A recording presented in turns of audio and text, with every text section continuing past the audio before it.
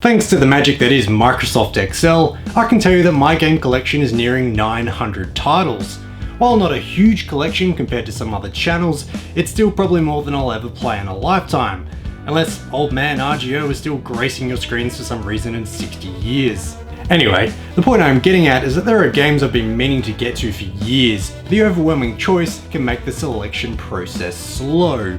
So, when a substandard remake is released for a cult favourite that then gets damning reviews across the board, you better believe I'm going to take the opportunity to cash in on the algorithm to showcase the beloved original. Released in 2003, XIII, spelt with Roman numerals because it looks cool I guess, was released on all the big systems of the day.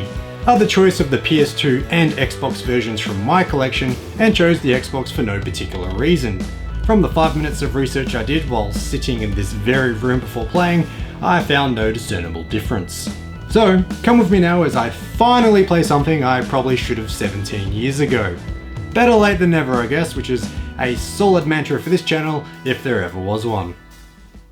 XIII is loosely based on a Belgian graphic novel of the same name, which released from 1984. While there have only been 24 issues, believe it or not, the most recent was published in 2016. The story follows a man found on a Brooklyn beach with a gunshot wound and amnesia. He has nothing but a bank deposit key and a tattoo of the number 13 in Roman numerals on his shoulder. He's helped by a lifeguard, who proceeds to get filled with bullets for a trouble from unknown assailants. The man, who is even unknown to himself, does escape however, realizes he can efficiently fill others with bullets and cracks on with checking out the bank which the key belongs to. The story then evolves into conspiracy, military coups, a shady organisation, and David Duchovny. A man of my age immediately received Jason Bourne vibes, and that's an exceptionally good thing. The story is excellent. While we'll soon delve deep into why XIII as a game isn't perfect, the narrative is a highlight and is skillfully told by comic book style cutscenes as a nod to its origins. I was very much reminded of the original Max Payne games while racing around the levels. While combat isn't as polished, the level design is very linear and arcadey. There are a few puzzles here and there, but they're never particularly taxing on the brain meat, so you'll be travelling through the levels at quite a speed. Fortunately, they are decent in length, and there's quite a few of them over a variety of environments. There isn't anything particularly bad about the combat, but it's very same. There's no quirk, if you will. Regardless, I happily ran around and headshotted fools with ease using the Xbox gamepad. There's plenty of ammo and a healthy selection of weapons, ranging from simple pistols and revolvers, to automatic weapons, to other ridiculous tropes like RPGs and crossbows. Each weapon has an alternative firing mode too. My favourite was the revolver, which lets out a powerful one-shot kill that's extremely satisfying to use. On the other side of the spectrum, there's body armor and helmets to be discovered to protect yourself. These are one reason it's a good idea to search the environments as you go, as opposed to racing through wildly. While the AI's aim can be off if you do something as simple as jumping, if they hit you, your health won't last long. Otherwise, there are melee options. There are throwing knives, as well as old-fashioned grease and fists. But you can even pick up random items like chairs and brooms and take down the enemies WWE style. There's even the ability to take enemies and NPCs hostage to potentially escape combat altogether. Honestly, I didn't use this at all after the game forces you to early on to demonstrate the mechanic, but it makes you wonder if you could get through the whole game just doing that.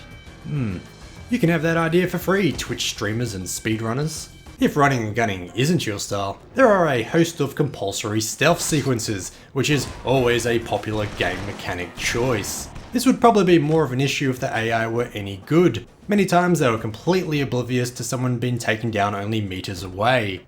You are supposed to hide the body after a stealth kill too, since if discovered, a guard will run, yelling and screaming, to the closest alarm button and it will be game over. Honestly, it's way easier just to kill everyone in rapid succession. The game rarely punishes you for making too much noise as you do it too, so it's a decent strategy to get through the stealth parts quickly and back into the more fun action sequences. It's not just combat however, as there are a few factors added to the level design to spice things up. The Grappling Hook is the token platforming tool, allowing the identity confused protagonist to traverse the levels in a vertical fashion. There are also these cool grappling lines spread around certain levels that add a fun whiff of campy action cinema.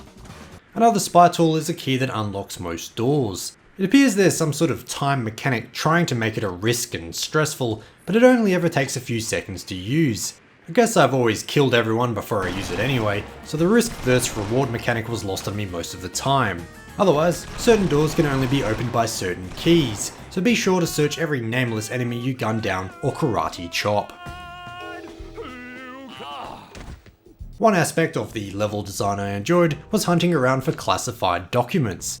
These are usually hidden in side rooms, cupboards and lockers, and offer fun insight into the already deep storyline. You can't stop and read these instantly unfortunately, but they can be found in the main menu once discovered. I really froth reading through these sort of things. I know most can take it or leave it, but I enjoy the extra mile devs go to create a believable universe. Also from this menu, you can view various major characters you've knocked off, no spoilers, and you can even rewatch the cutscenes in their full comic book cutscene loveliness to stay up to date with how the narrative is progressing. No mid-2000s shooter is complete without a multiplayer mode, and 13 isn't an exception. I've been told by a reliable source, my workmate, that the multiplayer is well worth playing. There's a variety of modes you'd expect, and plenty of maps. You can even play against bots if you have no friends.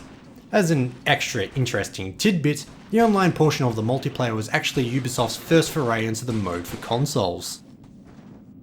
The highlight of 13, however, was without a doubt how it presents itself. The cel-shaded graphics have aged incredibly well and define it in many ways. The devs certainly took its graphic novel heritage to heart, and the idea is used in plenty of interesting ways. If it's a stealth portion and a guard suddenly starts walking in your direction, dramatic tap tap tap text will display as they move. Otherwise, comic book panels will pop up in a corner, showing exactly where they are in the route they're taking. Alternatively, a trio of panels will show if you headshot someone from a distance, which is always fun. On a technical level, the Xbox handles the pixels well. The environments can get quite large, especially towards the end of the game, and I rarely encountered any frame rate slowdown. The visuals are also paired with a snazzy soundtrack that's full of intrigue in its own right, but also includes an all-star cast. David Duchovny plays the lead, mumbling his way through the confusion, and I don't mean that in a mean way. I love old mate Davo on X-Files. I even named my ratbag cat Scully. Otherwise, Adam West plays a major role, along with the rapper Eve. They really bring the story together, which I can't stress enough is awesome. My cigars. Look at this half-wit. Let's take care of him. Ready? Ready, son? Hey, errand boy, come here. I gotta take another leak. I'm gonna kill him. Well done. What is depressing though, is the infamous lack of a true sequel. It's been 17 years as of making this video, and on top of everything, the game ends on quite the cliffhanger before rolling the credits. I made an audible sound of dismay when this hit home. I really enjoyed the story, and the lack of any continuation makes me sad. The disappointing truth to this is that 13 did receive mixed reviews at the time, and thus, poor sales.